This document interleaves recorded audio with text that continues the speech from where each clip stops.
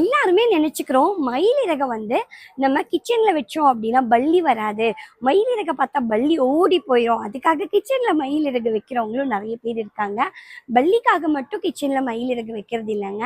கிச்சன்ல நம்ம நான்வெஜ் புழங்காத இடம், அதாவது முட்டை இந்த மாதிரியான ஐட்டம்ஸ்ல வைக்காத இடத்துல, கொஞ்சம் எண்ணெய் பிசுக்குப்படாத இடத்துல கொஞ்சம் எட்டத்துல நீங்க மயில் இறகு வைக்கும் போது நமக்கு என்னென்னைக்கும் அன்னபூர்ணி தாயாரோட அனுகிரகம் கிடைக்கும்னு சொல்லுவாங்கங்க.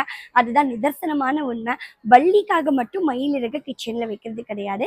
கிச்சன்ல ஒரே ஒரு இறகு எங்கேயாவது ஒரு இடத்துல ஒட்டி விட்டுக்கோங்களேன், அன்னபூர்ணி தாயாரோடைய முழுசான உங்களுடைய அந்த ஆற்றல் நமக்கு கிடைக்கும். கூடவே மயில் இறகு இருக்கிற இடத்துல நம்ம நிற்கும் போது நமக்கு மனசுக்கு ஒரு நிறைவான எண்ணமும் ஒரு ஒரு என்ன பண்றது ஏது பண்றதுன்னு ஒரு முடிவெடுக்க தெரியாத ஒரு குழப்பமான சூழ்நிலையில எல்லாம் இருப்போம் இல்லைங்களா? அந்த மாதிரியான நேரத்துல எல்லாம் நம்ம மயில் இறகை பார்க்கும்போது அது எல்லாமே போயிடுங்க.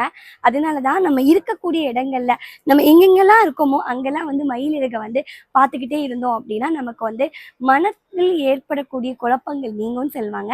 ஸோ தாராளமா கிச்சன்லயும் வைக்கலாம். அடுத்தது எங்க லிவிங் ஏரியால தான் இல்லைங்களா?